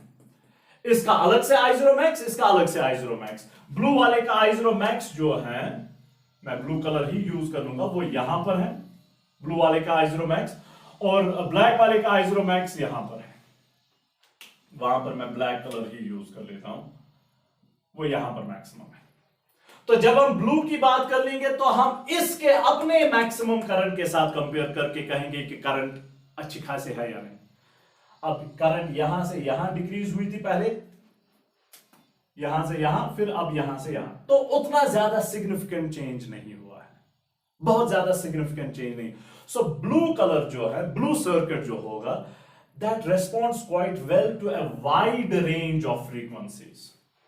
वो बहुत ज्यादा फ्रीक्वेंसी रेंज को रेस्पॉन्ड कर रहा है, अच्छी खासी करंट्स को डेवलप। ऑब्वियसली फिर जब आप नीचे बहुत ज्यादा आएंगे, यहां पर आएंगे, यहां पर आएंगे, तो करंट जो वो सिग्निफिकेंटली डिक्रीज हो रही है, और यहां से भी बहुत आगे जाएंगे तो करंट जो वो सिग्निफिकेंटली डिक्रीज होगी। लेकिन बीच में एक अच्छा खासा लंबा पोर्शन है जहां पर वो अच्छा खासा रिस्पॉन्ड कर रहा है। ब्लैक वाले केस में ऐसा नहीं है। ब्लैक वाले केस में अगर आप यहां से यहां फ्रीक्वेंसी को चेंज कर रहे हैं तो करंट जो है वो यहां से यहां ड्रॉप हो रही है, तो इस फ्रीक्वेंसी के लिए करंट बहुत ज्यादा ड्रॉप हो रही है, इस फ्रीक्वेंसी के लिए करंट बहुत ज्यादा ड्रॉप हो रही है, मीनिंग कि ये ज्यादा वाइड रेंज को रिस्पॉन्ड नहीं कर रहा है। ओके, ये ज्यादा वाइड रेंज को रिस्पॉन्ड नहीं कर रहा है ब्लैक वन। ये इसमें अगर आप करंट को फ्रीक्वेंसी को इंक्रीज कर लेंगे, इसमें करंट जो वो रैपिडली डिक्रीज हो रही है, so it's responding to a narrow range of frequencies. Blue one जो है that is responding to a wide range of frequencies, black one जो है that is responding to a narrow range of frequency. ना ये बात काफी ज्यादा important है, प्रैक्टिकल एप्लीकेशन जो इसके वहां पर ये बात काफी ज्यादा इंपॉर्टेंट है। हम रेडियो स्टेशंस की अगर हम बात कर लेंगे और टीवी स्टेशंस की अगर हम बात कर लेंगे, वो डिफरेंट फ्रीक्वेंसीज पे अपने सिग्नल्स को भेजते हैं। Radio station, hundreds of radio station है, हर कोई रेडियो सिग्नल अपनी अपनी फ्रीक्वेंसी को भेज रहा है। आपका रेडियो रिसीवर जो है या टीवी का रिसीवर जो है, उसे आप इन सभी में चूज करना है। और आप चूज कैसे करते हैं? ट्यूनिंग करके। अब वो चूज कैसे कर लेगा? किसी रेडियो स्टेशन की फ्रीक्वेंसी यहां पर है, किसी रेडियो स्टेशन की फ्रीक्वेंसी यहां पर है, किसी रेडियो स्टेशन की फ्रीक्वेंसी यहां पर है, किसी की यहां पर, किसी की यहां पर, तो वो चूज कैसे कर लेंगे? विल इट हैपन कि वो उसकी आवाज भी देगा, इसकी आवाज भी देगा, इसकी आवाज भी देगा, उसकी स्टेशन 1 की आवाज भी आएगी, स्टेशन 2 की आवाज भी आएगी, स्टेशन 3 की आवाज भी आएगी। सो उसके लिए ये चीज इंपॉर्टेंट है कि कर्व कितना नैरोवर है। जितना कर्व नैरोवर होगा उतना वो रेस्पॉन्ड कर लेगा to a very narrow range of frequencies. That's what we want. हम अगर इस फ्रीक्वेंसी वाले स्टेशन को सुनना चाहते हैं तो हम चाहते हैं कि इस स्टेशन वाली करंट जो है, इस स्टेशन वाली आवाज जो वो ना आए। वो कब नहीं आएगी? जब करंट से इनसिग्निफिकेंट होगी। इनसिग्निफिकेंट करंट जब होगी वो कब होगी? जब कर्व ज्यादा नैरोवर होगा। ओके, सो इसकी बात हम थोड़ी देर में और कर लेंगे। सो फिलहाल ये जो बात हम यहां पर हाईलाइट करना चाहते थे, जितना रेजिस्टेंस कम होगी उतना कर्व जो होगा वो ज्यादा नैरोवर होगा। अब ऑब्वियसली इसमें हर किसी पॉजिटिव पॉइंट में फिर ड्रॉबैक होता है। अगर आप रेजिस्टेंस को बहुत ज्यादा कम कर लेंगे तो ये पीक बहुत ज्यादा होगा, दैट मे बी डेंजरस। आपका सर्किट जल सकता है बहुत ज्यादा करंट की वजह से।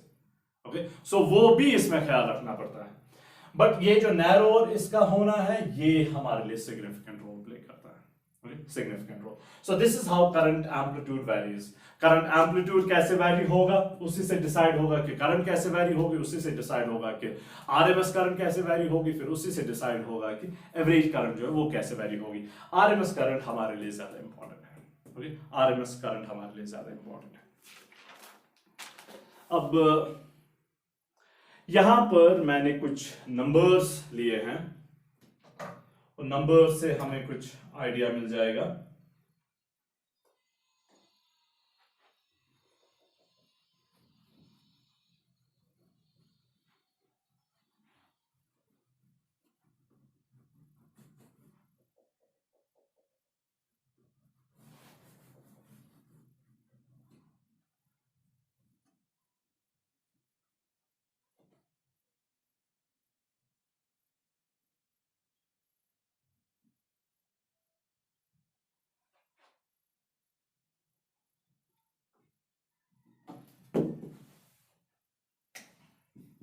This was I0 and omega t।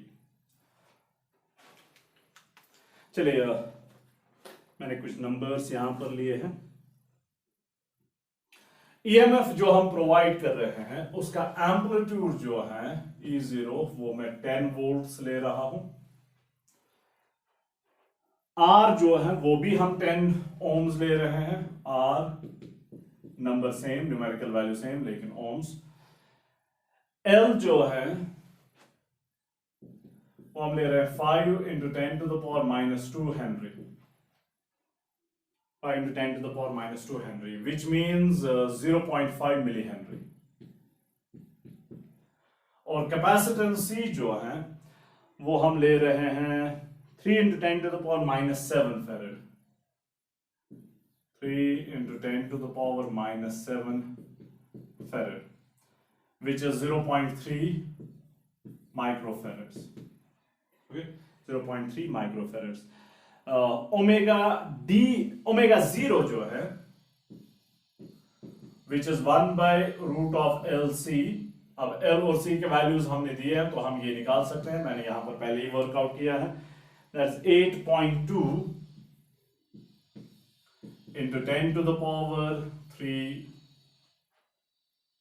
10 to the power 3 radian per second, 8.2 into 10 to the power 3 radian per second। और अगर आप फ्रीक्वेंसी, ये तो एंगुलर फ्रीक्वेंसी, अगर आप फ्रीक्वेंसी निकालना चाहेंगे that's omega D 0 divide by 2 pi, that's 1.3 kilohertz, 1.3 kilohertz. जी हमें पता है इम्पिडेंस वो होता है under root of R square plus X square, में सिंपली लिखूंगा नेट जो रिएक्टेंस होगी, total react X minus XL whole square. Okay, now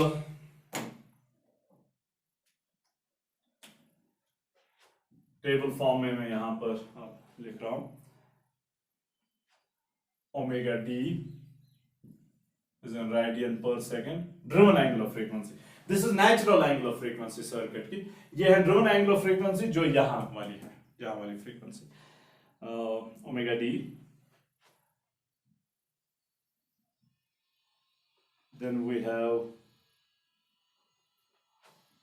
1 by c omega d which is xc basically, okay, xc, और इसका unit remember ohms है, minus L omega d, L omega d is XL, so 1 by c omega d minus L omega d is XC minus XL, which is the total reactance। X कहां पर होगा, हमने कहीं लिखा था यहां पर X, okay, then I have Z, total impedance क्या है, this is also in ohms, this is also in ohms। Now total impedance is under root of R square plus X square। और फिर जाके I have one more column, the सबसे important one, I0 current amplitude which is in amperes। तो मुझे अब ये भी raise करना पड़ेगा।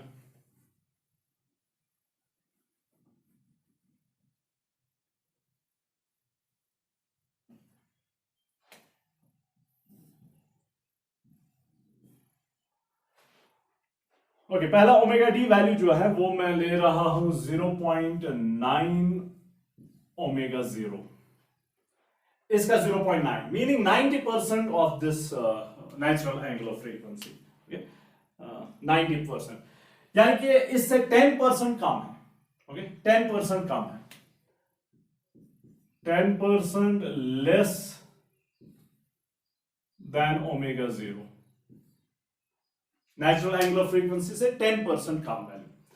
अब यहां पर 1 by c, मैंने ये सारा वर्कआउट किया है तो मैं खाली आपको वैल्यूज यहां पर दूंगा। 1 by c ओमेगा डी जो है दैट्स 453 ओम्स, 453 ओम्स, बीच में माइनस साइन है, और L omega D which is inductive reactance is 367, 367, और Z जो है टोटल इंपिडेंस जो है under root of R square plus X square. By the way this is total जो है this is equal to 80 ohms, okay, इनका total 86। Okay, now impedance जो है that is 87 ohms, total impedance is 87 ohms, और current amplitude जो है that is 0.11 amperes, okay 0.11 amperes. So जब आपकी एंगुलर फ्रीक्वेंसी जो है that's 10% less than natural angular frequency, current amplitude 0.11 amperes के बराबर होता है with these values of E0 R L C, ये वैल्यूज के लिए। अब दूसरा जो मैं यहां पर वैल्यू लूंगा ओमेगा डी के लिए, I'll take that natural angular frequency omega 0 ही लूंगा, exactly the same, okay, exactly the same। अब यहां पर ये दोनों ऑब्वियसली बराबर होने चाहिए, सो 408, ये भी 408 माइनस ये भी 408 विच इज इक्वल टू 0, और इस टाइम z जो है वो r के ही बराबर होता है। रेजोनेंस की बात हो रही है तो z is same as r का वैल्यू जो है वो 10 के बराबर है, तो ये भी 10 ही होगा, 10 ohms। और करंट एम्पलीट्यूड जो है, रिमेंबर रेजोनेंस के time current amplitude is simply E0 divided by r, E0 divided by 10 divided by 10, that's 1 ampere, 1 ampere। Note कर लें नेचुरल एंगुलर फ्रीक्वेंसी पे करंट एम्पलीट्यूड 1 एम्पियर है, और 10% अगर आपने डिक्रीज एंगुलर फ्रीक्वेंसी की है, यहां से यहां अगर आप गए हैं 10% से डिक्रीज, तभी जाके 90% बन गया। 10% से अगर आप डिक्रीज की है एंगुलर फ्रीक्वेंसी को, तो आप देख सकते हैं कि करंट जो है वो 1 से 0.1 बन गया है, 1 से 0.1, so it decrease 10 times decrease हुआ है, तो काफी सिग्निफिकेंटली डिक्रीज हुआ है करंट, ओके, काफी significantly. So it must be a narrow curve, okay, must be a narrow curve. अब यहां पर 10% ओमेगा 0 से कम लिया था, अब मैं 10% ओमेगा 0 से ज्यादा लूंगा, विच इज 1.1 ओमेगा 0।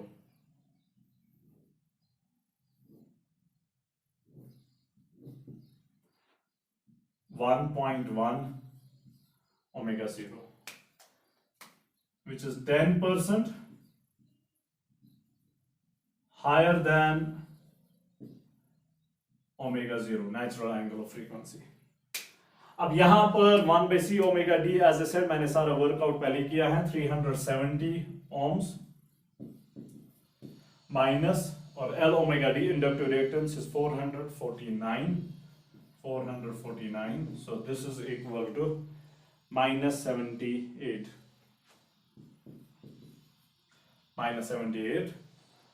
तो टोटल अपोजिशन जो है, अब जब हम टोटल अपोजिशन की बात कर लेंगे विल टेक मॉडुलस, ओके, तब हम कहेंगे 78। अब टोटल इंपेडेंस जो है Z, which is under root of R squared plus X squared, that is 79 ohms। और करंट एम्पलीट्यूड जो है which is E0 divided by Z, current amplitude is E0 divided by Z, तो that is 0.12 amperes. तो आप देख लें कि कितना शार्प चेंज हो रहा है, शार्प चेंज कितना हो रहा है। एंगुलर फ्रीक्वेंसी जब नेचुरल एंगुलर फ्रीक्वेंसी के बराबर है तो करंट एम्पलीट्यूड 1 एम्पियर है, जब आप 10% से डिक्रीज फ्रीक्वेंसी कर रहे हैं करंट एम्पलीट्यूड बिकम 0.1 एम्पियर, और जब आप करंट एम्पलीट्यूड 10% से ज्यादा कर रहे हैं तो करंट एम्पलीट्यूड जो है दैट बिकम 0.12 एम्पियर्स। अब इमेजिन कर लें कि आपके पास 3 रेडियो स्टेशंस हैं। अब रेडियो स्टेशन में, रेडियो के अंदर जो है वो ये LCR सर्किट होता है, ओके, LCR सर्किट होता है, और इसी LCR सर्किट में आप ट्यूनिंग करके फिर स्टेशन चूज करते हैं कि आपको कौन सा स्टेशन सुनना है। यू कैन चेंज इधर L और C। अब मेरे पास यहां पर एक पुराना रेडियो है, खराब हो गया है, लकीली खराब हो गया है, okay, I am not sure कि आप कितना क्लियरली इसको देख पाएंगे, सो लेट्स होप आप क्लियरली देख पा रहे हैं। I need some pointer, I'll get a pen।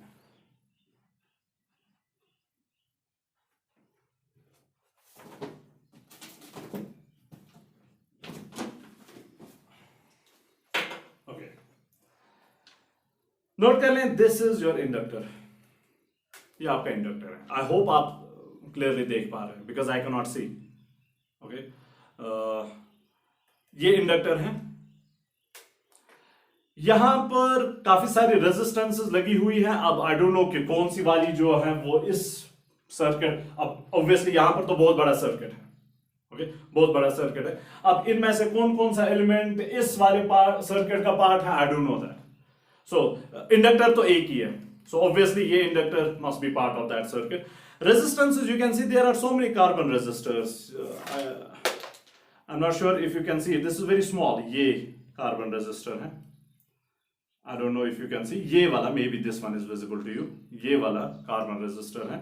So there are so many of them, so there is some resistance present in the circuit, there is some R, there is some L, वो ये है, वो तो hopefully clearly visible होगा, there is this L। Capacitances, again there are so many capacitors, they cylinder जैसा जो है, this is a capacitor, this is a capacitor, ये सिलेंडर, ये there are so many of them। ये छोटे छोटे जो ये बटन जैसे हैं, ये capacitors हैं, you can see this one is a capacitor। अब यहां पर ये चीज इंपॉर्टेंट है, ये चीज, this is also a capacitor arrangement, okay, this is also a capacitor arrangement। अब इसके अब इसको मैं खोल नहीं सकता हूं, क्योंकि अगर मैं इसको खोलूंगा ये डीअसेंबल होगा, तो फिर तो कोई पर्पस ही नहीं होगा। I am not sure, I want to show you this thing, but I am not sure कि आप इसे देख पाएंगे क्या नहीं, I am not sure, let's hope, I hope कि आप अंदर छोटे छोटे प्लेट्स जैसे दिख रहे होंगे, आई एम नॉट श्योर कि आप देख पा रहे हैं कि नहीं, ये छोटे छोटे प्लेट्स जैसे वहां पर हैं। Let me give another view. ये व्यू से मेरे लिए तो थोड़ा क्लियर है, आई डोंट नो कि आपके लिए है कि नहीं। ये आप देख लें, ये प्लेट्स अरेंजमेंट है, ओके। अब मैं ट्यूनिंग जब मैं हम कर लेते हैं, जरा गौर से देखें, अगर आप देख पा रहे हैं कि, तो I am sorry, I can not see कि आप देख पा रहे हैं कि नहीं। आप देखें कि वो अंदर प्लेट्स रोटेट हो रहे हैं, can you see? I really hope कि आप इसे देख पा रहे हैं। इसका शायद मैं एक अलग से शॉर्ट वीडियो भी बनाऊंगा, ताकि मुझे भी पता चले कि आप देख पा रहे हैं कि नहीं। सो यू कैन सी कि ये अंदर प्लेट जो वो चेंज हो, रोटेट कर रहे हैं। So what we are doing by that is we are changing the capacitance of the circuit. C को हम चेंज कर रहे हैं, ओके, सी को हम चेंज कर रहे हैं। अब सी को चेंज करने से you can change the natural angle of frequency. Remember natural angle of frequency जो है omega 0, that's 1 divided by under root of LC। तो बेसिकली वहां पर आपने क्या देखा कि देयर आर सक्सेसिव प्लेट्स, ये एक प्लेट है, फिर दूसरा प्लेट है, फिर तीसरा प्लेट है, फिर चौथा प्लेट है, there are so many of them. आप ट्यूनिंग करके इनको अलग अलग कर रहे हैं।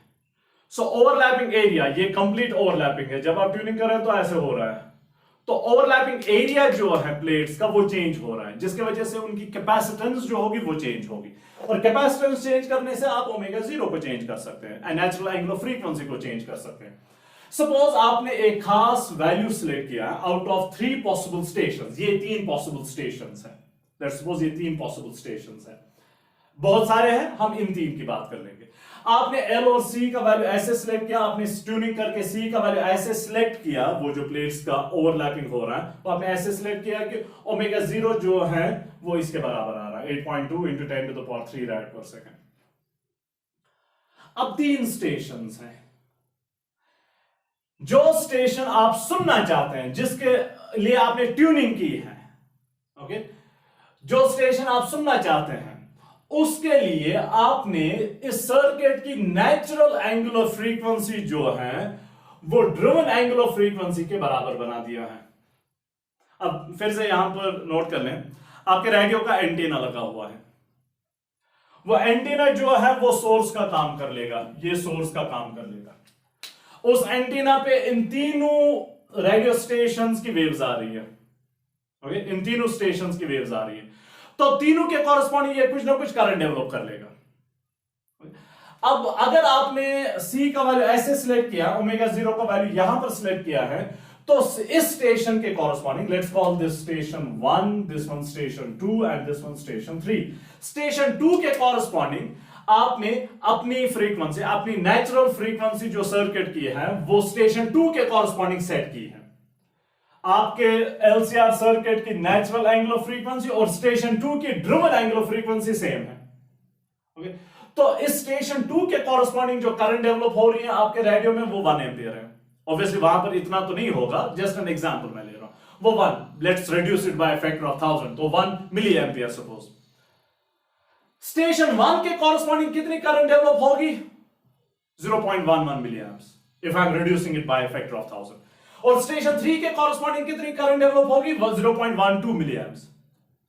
अब ये इसके कंपैरिजन में काफी कम करंट है, ये करंट इसके कंपैरिजन में काफी कम करंट है, तो स्टेशन 2 के कॉरस्पॉन्डिंग सिग्निफिकेंट करंट डेवलप हो रही है और स्टेशन 1 और 3 के कॉरस्पॉन्डिंग काफी कम करंट डेवलप हो रही है। और ये काफी कम करंट जो है जब स्पीकर को फीड की जाएगी, वो जो साउंड प्रोड्यूस कर लेगा, इनका साउंड काफी इनसिग्निफिकेंट होगा, आप सुनेंगे भी नहीं।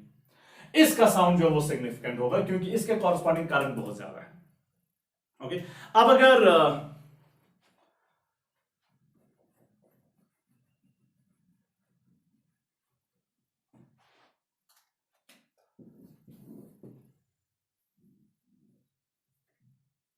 ये आपका कर्व कुछ ज्यादा नैरो लेंगे,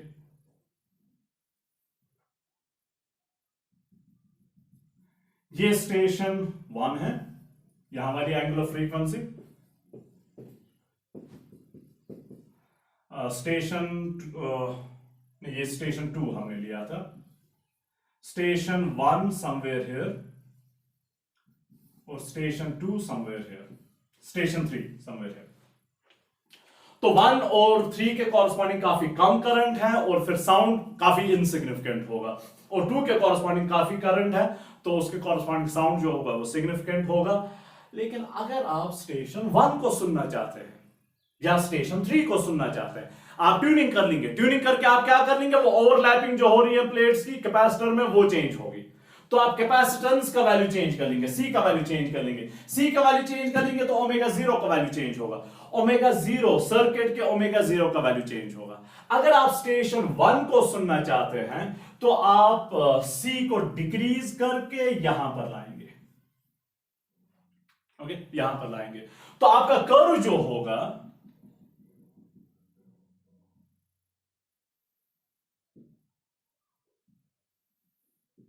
वो ऐसा होगा। मैक्सिमम करंट एम्पलीट्यूड तो वही रहेगा जो उस वाले में, क्योंकि रेजिस्टेंस आप चेंज नहीं कर रहे हैं। ओके, सो आपने स्टेशन 1 की फ्रीक्वेंसी को ट्यून किया है, आपने अपने रेडियो स्टेशन में आपका जो एलसीआर सर्किट है उसमें आपने सी का वैल्यू चेंज किया, करने को आप एल भी चेंज कर सकते हैं अगर वो अरेंजमेंट होगा, तो आप सी को चेंज कर रहे हैं, सी को चेंज करने से आपने अपने सर्किट की एंगुलर फ्रीक्वेंसी जो है वो स्टेशन 1 की एंगुलर फ्रीक्वेंसी के बराबर बना दी, यानी कि यहां पर ला दिया। अब आपका कर्व जो है वो ऐसे है, अब स्टेशन 1 के कॉरस्पॉन्डिंग जो है वो करंट जो है वो यहां पर आ रही है, ये स्टेशन 1 के कॉरस्पॉन्डिंग का, स्टेशन 2 के कॉरस्पॉन्डिंग करंट यहां पर है, काफी इनसिग्निफिकेंट, स्टेशन 3 के कॉरस्पॉन्डिंग करंट यहां पर है और भी इनसिग्निफिकेंट, तो उनके लिए जो साउंड प्रोड्यूस होगा स्पीकर सिस्टम में वो और ज्यादा इनसिग्निफिकेंट होगा। सो स्टेशन 1 को आपने ट्यून कर दिया तो you only here station 1, station 2 को आपने ट्यून कर दिया तो आप स्टेशन सिर्फ 2 को देख सकते। अगर आप स्टेशन 3 को सुनना चाहते हैं, अब उसकी एंगुलर फ्रीक्वेंसी तो ज्यादा है, तो आप क्या कर लेंगे, सी का वैल्यू फिर से चेंज कर लेंगे, फिर से ट्यूनिंग कर लेंगे, फिर से ऑन ओवरलैपिंग एरियाज चेंज कर लेंगे प्लेट्स के, तो सी का वैल्यू चेंज कर लेंगे ताकि सी का वैल्यू चेंज करके आपके सर्किट की, जो आपके रेडियो में एलसीआर सर्किट है, उसकी नेचुरल एंगुलर फ्रीक्वेंसी जो है वो स्टेशन 3 के बराबर बन जाए। तो आपने इस कर्व की अगर हम बात कर लेंगे, आई यूज रेड कलर नाउ, यहां पर नेचुरल एंगुलर फ्रीक्वेंसी को ला दिया। अगर यहां पर आपने नेचुरल एंगुलर फ्रीक्वेंसी को ला दिया तो आपका कर्व जो है वो कुछ ऐसा दिखेगा।